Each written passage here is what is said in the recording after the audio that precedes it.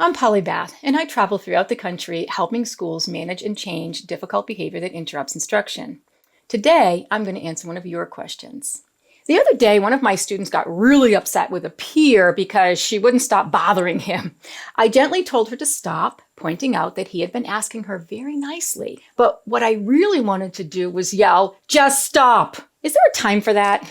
I pride myself on being calm and gentle, but sometimes I worry, am I too kind?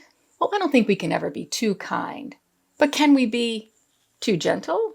Yeah, with our language sometimes.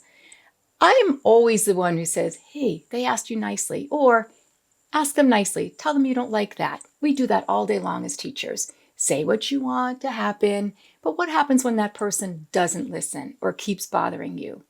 At that moment, yeah. What I want to say to you is when you said, but what I really wanted to do was yell, just stop. I'm going to do that. So here's what I found out in my travels is that I save those stern, just stop for when I absolutely need them.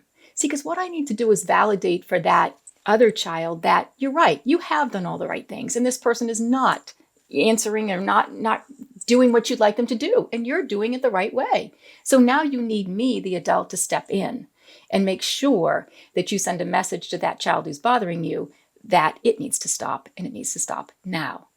Don't do that all the time, though, because again, it won't be received well because, she yells all the time. She's always yelling, saying just stop. Save it for when you need it. And it's not you not being kind. Give yourself more credit than that. You are a kind person. But there are times when, again, those kids need that limit. And this is one of those times. It's okay to say, stop. And if that child gets mad, they'll be okay.